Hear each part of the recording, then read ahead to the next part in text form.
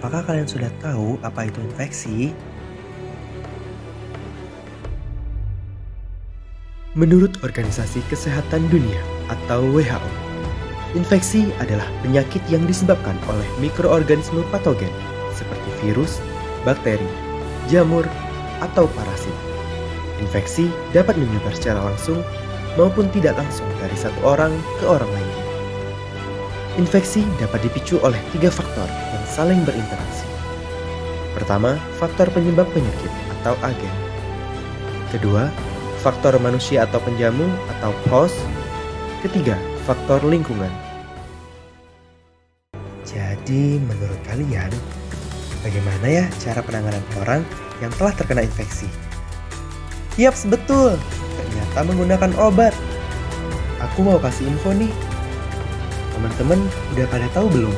Ternyata obat yang digunakan untuk penanganan infeksi bisa loh diambil dari laut.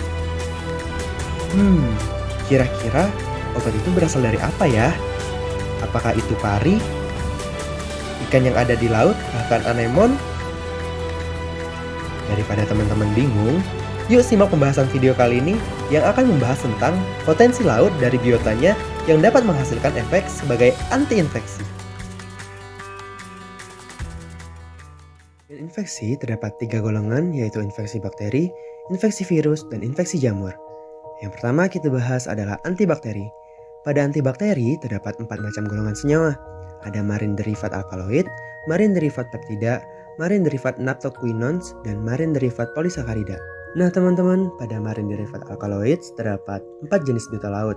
Ada yang namanya ampimedon sp yang menghasilkan zat zamamidin A yang berfungsi sebagai penghambatan topoisomerase 4 dan DNA girase bakteri dan gangguan membran, penghambatan sintetis ergosterol dan gangguan pada dinding sel jamur. Selanjutnya ada agelas dilatat yang menghasilkan zat bromoageliferin yang berfungsi sebagai penghambatan sintetis protein bakteri, gangguan membran integritas dan mencegah pembentukan biofilm. Yang selanjutnya ada Acanthostrongylopora sp menghasilkan zat manzamin yang berkhasiat sebagai penghambatan sintetis dinding sel bakteri. Selanjutnya ada Caulerpa sp menghasilkan zat caulerpin yang berkhasiat untuk gangguan membran sel bakteri dan penghambatan aktivitas enzimatik. Yang kedua, pada marin derivat peptida ada namanya Trididemnum sp yang mana menghasilkan zat didemnin berfungsi sebagai penghambatan sintetis DNA, gangguan sintetis protein, dan induksi apoptosis. Yang ketiga, marin derivat naptoquinons. Pada marin derivat naptoquinons ada namanya Dicidea avora yang menghasilkan zat avaron. Berfungsi sebagai pencegahan integritas membran sel, pencegahan aktivitas enzimatik, dan induksi stres oksidatif. Yang keempat ada marin derivat polisakarida. Pada marin derivat polisakarida terdapat 3 jenis yaitu shrimp cell, crustaceans, dan Viva lactuca. Pada shrimp cell mengandung zat sitin yang berfungsi untuk kompromi integritas membran dan gangguan sintetis dinding sel. Pada crustacean mengandung zat sitosan berfungsi untuk gangguan membran sel, penekanan sintetis protein dan DNA sintetis, dan helasi nutrisi. Pada Viva lactuca mengandung zat selulos berfungsi untuk kompromi integritas membran sel, pembentukan ROS, dan penghambatan aktivitas enzimatik. Oke, selanjutnya adalah antivirus. Ternyata bukan hanya hewan saja ya yang dapat memberikan kebermanfaatan bagi kita. Ternyata tumbuhan yang ada di laut seperti seagrass dan mangrove dapat memberikan kebermanfaatan bagi kita, yaitu sebagai antivirus. Yang pertama adalah seagrass dari spesies Thalassia hemprithii yang dapat mengobati dari infeksi virus HCP atau hepatitis C virus dengan cara penghambatan HCP NS3 NS4A protease. Yang selanjutnya adalah spesies Thalassodendron ciliatum yang dapat menyembuhkan dari HSP1 yaitu virus herpes simplex atau herpes simplex virus. Selain menyembuhkan dari herpes, ternyata spesies ini dapat menyembuhkan juga loh dari influenza A virus dengan cara mengurangi toksisitas dari virus tersebut. Yang selanjutnya adalah mangrove. Mangrove dari spesies Psilocarpus monkensis menghasilkan senyawa hyanolides dan Sonerasia parasaceolaris dengan senyawa triterpenoid dapat digunakan sebagai antivirus yaitu dari influenza A virus. Dan yang terakhir adalah spesies Sonerasia hyenanensis yang dapat digunakan sebagai antivirus dari virus HIV. Yang selanjutnya adalah marine invertebrata yang terdiri dari spons, moluska, cnidarian, crustacean, echinodermata, dan tunicata. Yang pertama adalah spons. Spons dari spesies Daptilosponia metachromia menghasilkan suatu senyawa yang bernama metachromin A yang merupakan senyawa untuk antivirus dari HBV, yaitu hepatitis B virus. Selain senyawa metachromin A, ternyata ada senyawa polybromidat diphenyl ethers dari spesies DCDSP yang digunakan juga sebagai antivirus dari HBV. Yang selanjutnya adalah spons yang digunakan sebagai antivirus dari HSV, yaitu herpes simplex virus dari spesies Petrimica citrina. Yang kedua adalah klasifikasi antivirus dari moluska. Moluska tersendiri bisa digunakan sebagai antivirus yaitu untuk penangkaran virus HSV, yaitu herpes simplex virus dari senyawa caportins dari spesies Crassostrea gigas dan hemolims dari spesies Haliotis lepigata. Selain itu, moluska juga dapat digunakan sebagai antivirus dari virus HIV, yaitu Human Immunodeficiency Virus dari senyawa trihemocyanin fraction, yaitu dari spesies Haliotis rubra. Yang ketiga adalah cnidarians. Cnidarians dapat digunakan sebagai antivirus dari virus HCMV, yaitu herpes cytomegalovirus. Cnidarians yang dapat mengobati dari virus tersebut adalah cnidarians yang diantaranya memiliki senyawa berecapatolite, turmeric J, dan ehrenbergol. Yang keempat ada crustacean. Ternyata bahan makanan yang biasa kita makan seperti kepiting, udang, dan lain-lainnya yang termasuk golongan crustacean telah memiliki efek antivirus, yaitu contohnya dari spesies Scylla paramomasain, yaitu jenis kepiting, Phytopenaeus panamae, dan Marsupenaeus japanicus, yaitu sejenis udang, dapat digunakan sebagai antivirus dari virus WSSV, yaitu White Spot Syndrome virus.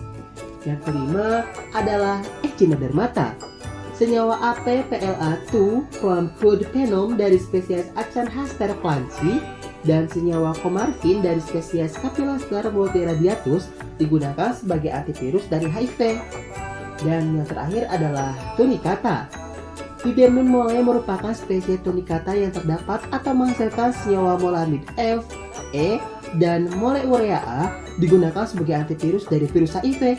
Dan Euristomin C merupakan senyawa dari spesies Ricerella sigillinoides yang digunakan sebagai antivirus dari HSV dan IVV, yaitu inactivated poliovirus.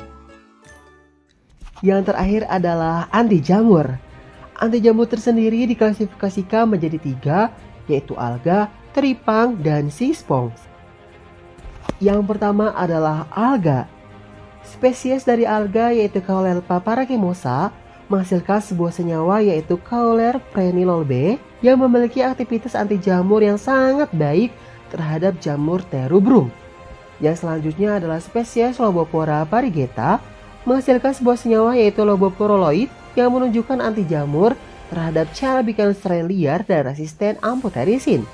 Yang selanjutnya adalah Laurencia obtus yang menghasilkan senyawa isolauraldehid sebagai anti jamur melawan C. albicans, Avomigatus, dan Aflapus. Dan spesies alga yang terakhir adalah Gracilaria, di mana ekstrak etanol Gracilaria sugestegi dan Gracilla debilis mempunyai aktivitas anti jamur terhadap C. albicans. Yang selanjutnya adalah teripang. Perigatussaidea merupakan senyawa sebagai anti jamur terhadap Microsporum gypsedum, yaitu dari spesies Stichopus varigates. Holituria scabra, yaitu sebuah spesies yang menghasilkan senyawa scabroside yang memiliki efek anti jamur terhadap Apomigatus pseudotropicalis.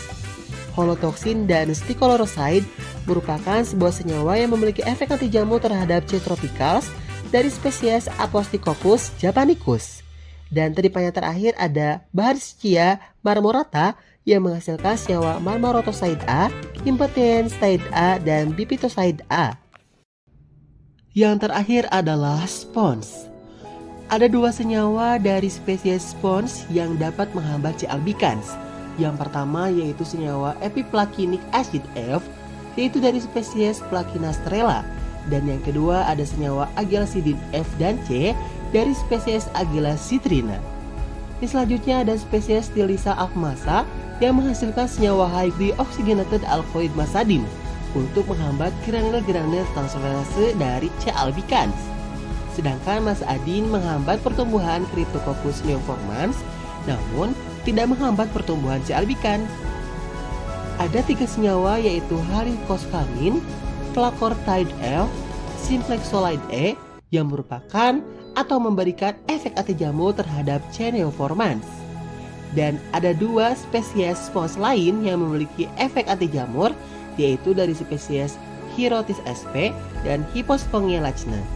Dan yang terakhir ialah senyawa Brazilian Becheladin L dari spesies Monanchora arbuscular sebagai anti jamur melawan strain Aphlavus. Nah teman-teman, gimana nih menurut kalian pembahasan video tadi? Apakah kalian tertarik untuk mempelajari lebih dalam tentang biota laut? Oh iya, kalian sudah menonton belum video sebelumnya mengenai senyawa dari biota laut yang bermanfaat sebagai anti kanker dan reproduksi? Kalau belum, jangan lupa tonton ya. Ternyata bumi itu indah ya. Tuhan memberikan kita begitu banyak hal-hal indah yang berguna untuk kita semua. Jadi, tetap jaga dan lestarikan lingkungan alam kita ya. Teman-teman pasti penasaran bagaimana caranya biota laut tadi dapat berkhasiat untuk kita. Di video selanjutnya, kita akan membahas mengenai cara mendapatkan senyawa dari biota laut itu. Yuk saksikan video selanjutnya. Stay tuned!